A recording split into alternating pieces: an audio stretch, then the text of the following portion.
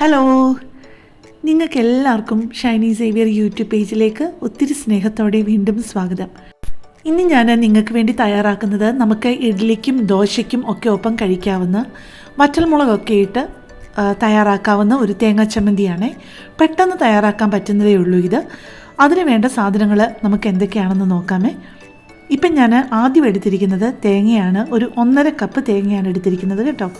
പിന്നെ എടുത്തിരിക്കുന്നത് ഒരു 4-5 കൊച്ചുള്ളി, വളരെ കുഞ്ഞൊരു കഷ്ണം ഇഞ്ചി, ഒരു 1/4 ഇഞ്ചിൻ്റെ പകുതിയെന്നേ പറയാൻ പറ്റുള്ളൂ. പിന്നെ ഒരു 2 തണ്ട് കറിവേപ്പില. ഇത് കടുക് താളിക്കാനായിട്ട് വെളിച്ചെണ്ണയാണ് കേട്ടോ കുറച്ചുകൂടെ നല്ലത്. എന്നാലും നിങ്ങൾക്ക് സൺഫ്ലവർ ഓയിൽ മതി എന്നുണ്ടെങ്കിൽ അതായാലും കുഴപ്പമില്ല. പിന്നെ വേണ്ടത് ഉണക്കമുളകാണ്. ഞാൻ എടുത്തിരിക്കുന്നത് കാശ്മീരി ചില്ലിയാണ് എടുത്തിരിക്കുന്നത്. അത് 6 എണ്ണം എടുത്തിട്ടുണ്ട്. പിന്നെ വേണ്ടത് ഉപ്പ്, കടുക്.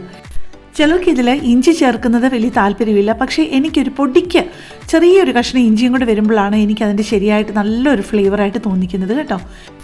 നമ്മളെല്ലാവരും ഏതാണ്ട് ഒരുപോലെ തന്നെയായിരിക്കും ഈ ഒരു ഇഡ്ഡലിക്കും ദോശയ്ക്കുമുള്ള ചമ്മന്തി അരയ്ക്കുന്നത്. വളരെ ചെറിയ എന്തെങ്കിലും വ്യത്യാസമുണ്ടെങ്കിലേ ഉള്ളൂ.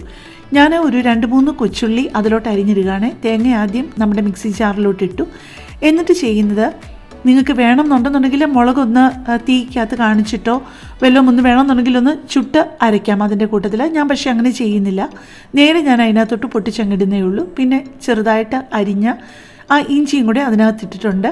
1/2 കപ്പ് വെള്ളവും ഒഴിച്ചിട്ടുണ്ട്. പിന്നെ അതിനാവശ്യമായിട്ടുള്ള ഒരു 1/4 ടീസ്പൂൺ ഉപ്പും കൂടെ ഞാൻ തൽക്കാലം ഇട്ടിട്ടുള്ളൂ. നമുക്ക് ഉപ്പ് അവസാനം വേണമെന്നുണ്ടെങ്കിലും ചേർക്കാമല്ലോ. ഇത് ഇത്രയും നമുക്ക് ഒന്നിച്ച് ആദ്യം ഒന്ന് അരച്ചെടുത്തുകൊണ്ട് വരണേ. ഇത് ഇപ്പം ചെറുതായിട്ട് ഒന്ന് അരച്ചെടുത്തുകൊണ്ട് വന്നിട്ടുണ്ട്. ഒരുപാട് അങ്ങ് അരഞ്ഞു പോകരുത് കേട്ടോ. ചെറിയൊരു തരിയായിട്ട് വേണം അരയ്ക്കാനായിട്ട്.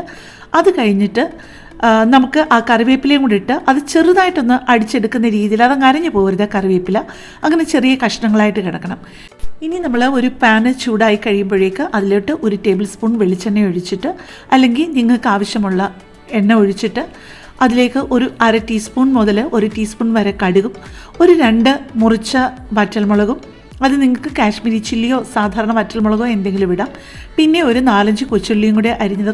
കൊച്ചുള്ളി ഒരിച്ചിരി കൂടുതലുള്ളത് തന്നെയാണ് നല്ലത്. ഇതൊരു പാകത്തിന് മൂപ്പിച്ചിട്ട് താളിച്ചെടുക്കുക. അത് നമ്മൾ സാധാരണ എല്ലാവരും ചെയ്യുന്നത് പോലെ തന്നെ. ഈ ഒരു പാകത്തിന് ഉള്ളി മൂത്ത് കഴിഞ്ഞിട്ട് തേങ്ങ അരച്ച് ചേർക്കുന്നതാണ് നല്ലത്.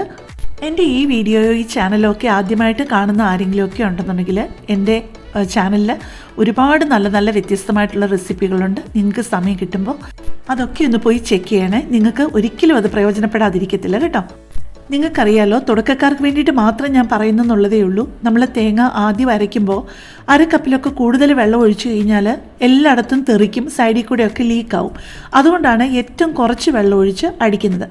ഇപ്പം ഞാൻ ആ മിക്സി ജാറിലേക്ക് ഒരു 1/4 കപ്പ് വെള്ളം കൂടെ ഒഴിച്ചിട്ടാണ് ഞാൻ ഇതിലോട്ട് ഒഴിച്ചത്. പക്ഷേ ഇനിയും ആ ഒരു മിക്സി ജാറ് കഴുകിയിട്ട് കുറച്ച് വെള്ളം കൂടെ ഞാൻ ഒഴിക്കുന്നുണ്ട്. ഇപ്പം നിങ്ങൾ കണ്ടല്ലോ, ഒരു 1/4 കപ്പ് വെള്ളം കൂടെ ഞാൻ ഒഴിച്ചിട്ടുണ്ട്. ഇപ്പം മൊത്തം ഞാൻ ഈ ഒരു 1.5 കപ്പ് തേങ്ങാ ചമ്മന്തി ആക്കാനായിട്ട് എടുത്തത് 1 കപ്പ് വെള്ളമാണ്. മാക്സിമം 1.25 കപ്പ് വെള്ളത്തിൽ കൂടുതൽ ആകാതിരിക്കുന്നതാണ് നല്ലത് കേട്ടോ. ഇതൊരു ഇച്ചിരി കുറുകിയിരിക്കുമ്പോഴാണ് അതിൻ്റെ ശരിയായിട്ടുള്ള ആ ഒരു ടേസ്റ്റ് വരുന്നത്. ഇഞ്ചി പിന്നെ ഓരോരുത്തരുടെ ഇഷ്ടത്തിന് ചേർക്കുകയോ ചേർക്കാതിരിക്കുകയോ ചെയ്യാം. പക്ഷേ എനിക്ക് ഒരുപാട് ഇഷ്ടമാണ്. വളരെ പൊടിയൊരു കഷ്ണം ഇഞ്ചിയും കൂടെ വരുമ്പോഴത്തേക്ക്. ഇപ്പം നമ്മുടെ ചമ്മന്തിയൊക്കെ റെഡി ആയിട്ടുണ്ട്. അപ്പം നമുക്ക് നാളെ വേറെ നല്ലൊരു വീഡിയോയുമായിട്ട് കാണാം. താങ്ക്